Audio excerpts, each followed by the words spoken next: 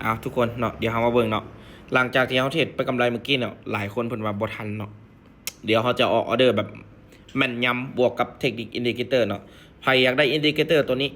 เนี่ยเขาเทรดกับทีมงานเขาหลายคนอยู่เนาะมีแต่คนรอมีแต่คนรอเท่ทั้งนั้นเนาะเดี๋ยวเขาจัดไปเนาะปรับเงินเด้อโอเคจากสถานการณ์ปัจจุบันนี้เนาะกราฟที่เราเทรดเป็นกราฟทองคำเด้อเตรียมตัวเนาะออเดอร์นี่ถ้าโบวินนี่อันนี้ขายคอมทิมเลยโอเคซื้อขึ้นไปเลย10 ล้าน% ออเดอร์นี่แต่มันจะโบปิดเขียวยาวเด้อมันจะปิดเขียวน้อยๆมันจะปิดเขียวน้อยๆเด้อเนาะมันจะปิดเขียวน้อยๆเบิ่งจอใหญ่ก็ได้ในเห็นบ่เขียวมันจอจนออกสีเขียวไปละเห็นบ่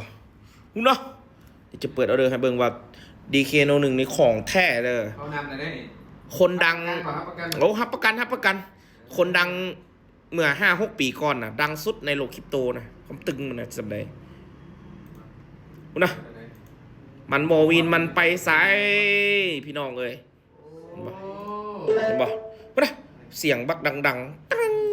ไปดึงนี่เห็นบ่อันนี้คือเหตุผลที่ว่าเป็นอย่างเขาต้องฝึกดีโมเทสทุกมือเด้ออาจารย์กับฝึกเทสทุกมือเนาะอันนี้ก็กำไรงามๆหลายคนก็ยิ้มจันเคสนี่หน้าใสเลยคือนี่จันเคสสิพาไปกินเบียร์เด้อใครอยากกินเบียร์แล้วทักหาจันเคเด้อคือนี่นะอันนี้ก็เป็นอีกหนึ่งเทคนิคเนาะที่ว่านำใส่อินดิเคเตอร์เนาะใครอยากรู้อินดิเคเตอร์ตัวนี้พิมพ์ขอเข้ามาเนาะเดี๋ยวนำแจกไปอยู่อันคอมเมนต์เนาะอย่าลืมเนาะถ้าใครอยากได้คลิปดีๆเทคนิคดีๆแล้วก็วิธีการเทรดที่แม่นยำแล้วก็การบริหารพื้นที่ตอบโจทย์เนาะDK นำโน1สอนให้ฟรีเนาะทุกๆการลงทุนหรือว่าการเทรดมันมีความเสี่ยงเนาะแล้วก็อาชีพนี้กับบริเหมาะสมสำหรับทุกๆคนเนาะใครที่ว่าอยากจะศึกษาลองศึกษาเนาะเป็นความรู้ติดตัวบ่เป็นอย่างบ่มักบ่ต้องเทรดเนาะ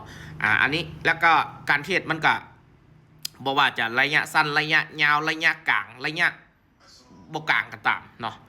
เทรดอีหยังก็แต่ว่าแต่การลงทุนเนาะบ่ว่าจะเป็นห้านปิ้งห้านขายอย่างก็คือกันเบิดเนาะน้ำก็เคยเป็นพ่อค้ามาก่อนเฮ็ดให้เฮ็ดสวนมาก่อนเนาะทุกสิ่งทุกอย่างมีความเสี่ยงเบิดเนาะบ่มีอย่างที่บ่เสี่ยงเนาะฝากไว้ซำนี้แหละใครที่อยากหรือว่ามีคำถามอยากจะปรึกษาเนาะโอเคหรือว่าเฮาเทรดอยู่เฮามีปัญหาเกี่ยวกับเรื่องการเทรดบ่ก็สามารถมาปรึกษาเนาะตั้งแต่วันนี้ที่เจ้าเห็นคลิปนี้จนถึงเบิดปี2025นี้ค่อยสอนฟรีเนาะเกี่ยวกับคริปโตเคอเรนซีเนาะบ่ว่าแต่เทรด binary option เด้อบายแต่เงินขายต้องติดตามค่อยแล้วก็กดแชร์คลิปค่อยพร้อม